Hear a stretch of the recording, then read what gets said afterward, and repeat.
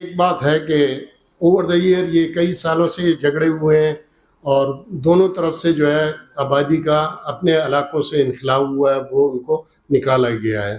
تو یہ ہے کہ ایک طرف جہاں ہم حکومت پہ زور ڈال رہے ہیں وہاں ہم مقامی آبادیوں سے بھی یہ توقع رکھتے ہیں کہ وہ برداشت کا مظاہرہ کریں گے اور کھلے دل سے جو ہے ان لوگوں کو واپس اپنے اپنے آبائی علاقوں میں بسانے میں اپنا کردار ادا کریں گے، جس سے اس مسئلے کو زیادہ بہتر طریقے سے حل کرنے میں مدد ملے گی. شکریہ.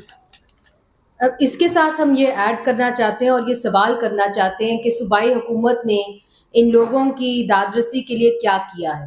ابھی تک ہم نے صوبائی حکومت کو اس طریقے سے ایکشن میں نہیں دیکھا. دیکھیں وہاں پہ ایک ایمرجنسی کی صورتحال ہے. ہم غازہ میں جو سچویشن دیکھ رہے ہیں ہم نے اس کا چھوٹا سا ایک جھلک جو ہے وہ کرم کے اندر دیکھا ہے. وہاں پہ جو بچے اپنی جان کی بازی ہار گئے ہیں وہ کچھ ایسے بچے ہیں جن کو ادویات نہ ملنے کی وجہ سے وہ فوت ہو گئے. سو اس کے اندر جو پروونشل گورنمنٹ ہے ان کو فی الفور کوئی نہ کوئی رول ادا کرنا چاہیے. خاص طور پہ کمپنسیشن کے بارے میں بھی بات کی گئی تھی، ایک مذاکرات بھی ہوئے تھے مگر کچھ نتیجہ اس کا نہیں نکلا. وہاں کے جو لوگ ہیں وہ پیس ریلیز نکال رہے ہیں مگر حکومت اس طرف جا ہی نہیں رہی، اس کو ایڈریس ہی نہیں کر رہی. تو ہم یہ امید کرتے ہیں کہ نہ کہ صرف وفاقی حکومت بلکہ صوبائی حکومت بھی. آپ نے ابھی دیکھا لاہور کے اندر اسموگ آئی اور سکولز بند ہو گئے، کتنا شور مچا. وہاں پہ تو سکولز کافی عرصے سے بند ہیں مگر کوئی آواز نہیں اٹھ رہی. وہاں پہ آپ کی انٹرنیٹ سروسز بند ہیں، بچے اسکول کی جو کلاسز ہیں وہ گھروں کے اندر پڑھ نہیں سکتے مگر کوئی آواز نہیں اٹھ رہی. کیا وہ لوگ انسان نہیں ہیں اور لاہور کے لوگ کوئی الگ انسان ہیں؟ سو اسی لیے جو وہاں پہ سچویشن ہے وہ واقعی میں ایک ایمرجنسی سچویشن ہے اور اس طریقے سے اس کو ڈیل کرنا چاہیے. جو ایک سست روی ہم نے دیکھی ہے صوبائی حکومت کی طرف سے اور non responsiveness of the federal government is extremely disappointing. Nasreen Azhar صاحبہ کچھ کہنا چاہیں گی؟ جی میں صرف یہ کہنا چاہتی تھی، vice chair of the human rights commission of Islamabad chapter human rights commission of Pakistan, کہ جو یہ بچوں کا ذکر ہوا تو یہ بہت ہی اہم چیز ہے. بچے جو ہیں مطلب ان کی جو حالات ہے اور اسی طرح عورتوں کی بھی ایسی حالات ہے کہ وہاں پہ پرامن طریقے سے کوئی نہیں رہ سکتا. کھانے پینے کی چیزیں جو ہیں وہ کم ہو گئی ہیں، قلت ہو گئی ہے، سڑکیں بند ہیں. تو یہ بہت ایک اہم چیز ہے. مگر ایک میں یہ کہنا چاہتی تھی کہ اس کی جو اہمیت ہے نا وہ آپ لوگوں کی ہمیں امید ہے کہ آپ لوگ اس کو اجاگر کریں. جو ہمارے دور دراز علاقے ہیں وہ اکثر ہمارا میڈیا جو ہے نا وہ اس کو نگلیکٹ کر دیتا ہے. مثلا بلوچستان کی ایک زمانے میں خبریں بہت آتی تھیں، شکر ہے اب کچھ آنے لگ گئی ہیں. تو یہ کرم کا علاقہ کیونکہ اتنا دور ہے اور وہاں جانا وانا ذرا کم ہوتا ہے لوگوں کا، تو اس کو آپ کو ایک بہت اہم کردار ادا کرنا ہے کہ آپ اس کو ذرا اجاگر کریں اور اس پہ کچھ لکھیں، کچھ انالیسس کریں کہ یہ کیوں ہو رہا ہے اور اس کے لیے کیا ہم کر سکتے ہیں. جی کہ ہم سوالات کے اوپر آئیں گے. صرف ایک چیز ہم یہ کہنا چاہتے ہیں کہ ہم نے human rights commission of Pakistan نے یہ نوٹ کیا ہے کہ بڑی ہیوی ویپنری استعمال کی جا رہی ہے اس علاقے میں. تو پھر سوال اٹھتا ہے کہ یہ جو ہیوی ویپنری ہے یہ کہاں سے آ رہی ہے؟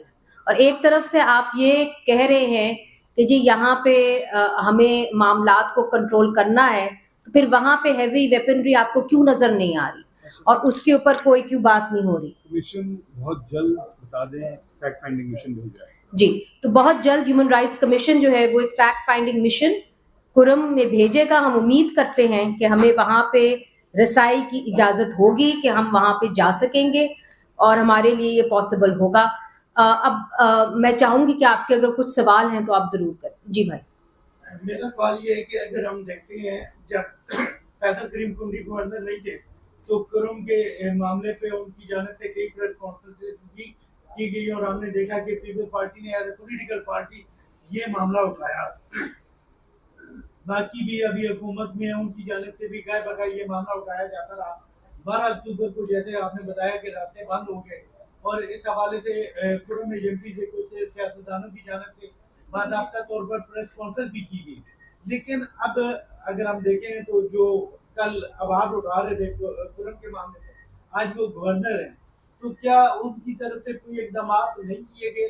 ایسی کون سی قوتیں ہیں جو کرم کے معاملے پہ بات کرنے سے रोकती हैं, या वहाँ पे जो इक़दाम है, जो इतलात यही है कि वहाँ से एक ही रास्ता है आमदोर आपका, वो बंद हो जाए तो फिर आपको अफगानिस्तान का रूट इस्तेमाल करना पड़ता है, जो कि मुमकिन नहीं है। तो अभी जिस तरह ग़िज़ाई किल्लत वहाँ पे पैदा होगी, सूरत-ए-हाल बहुत ज़्यादा ख़राब है।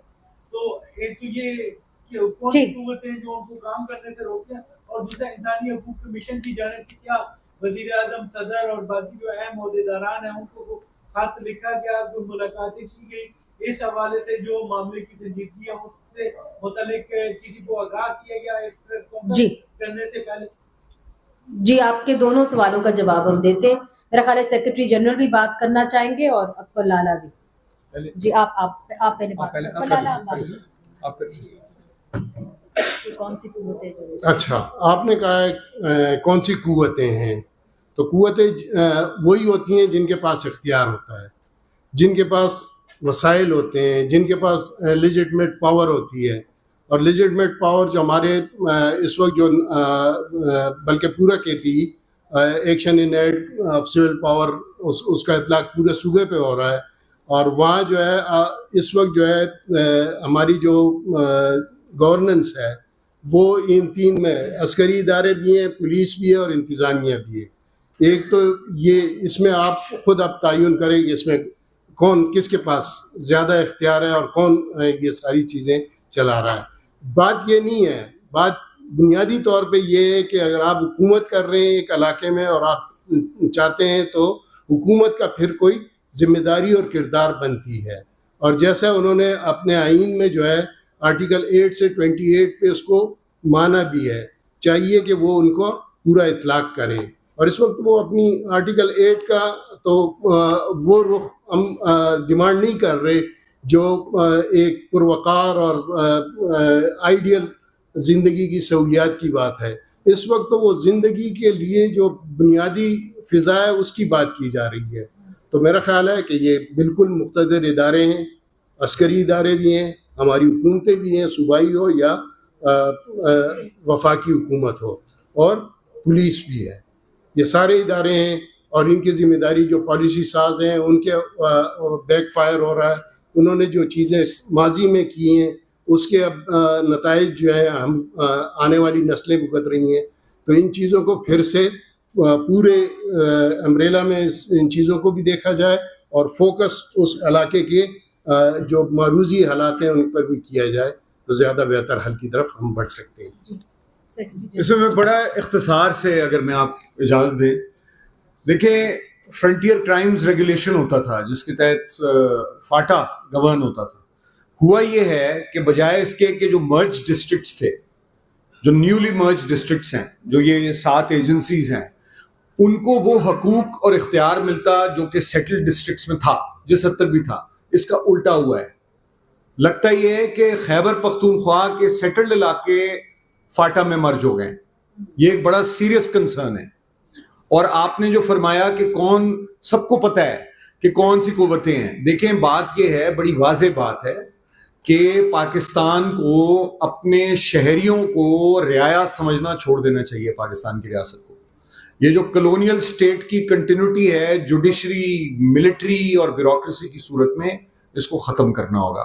और जो जितना दूर है पावर के मराकज़ से, लाहौर से, इस्लामाबाद से, वो उतना ज़्यादा सफ़र करता है। कुर्रम दूर है, रिमोट इलाका है। इसी तरह दीगर इलाके हैं, पंजाब में भी हैं। ये नहीं है कि पंजाब में सब दूध और शहद की नहरें बह रही हैं, लेकिन जो जितना दूर है पावर सेंटर से वो उतना ज़्यादा सफ़र करता है। जहाँ तक सवाल इस बात का है, फैक्ट फाइंडिंग मिशन जाएगा। KP असेंबली को भी हम ख़त लिखेंगे। हमारे तरीका यही होता है फैक्ट फाइंडिंग का कि KP असेंबली के तमाम मेंबरान को वो रिपोर्ट जाएगी, सदर को जाएगी, वज़ीर आज़म को जाएगी, वज़ीर आला को जाएगी।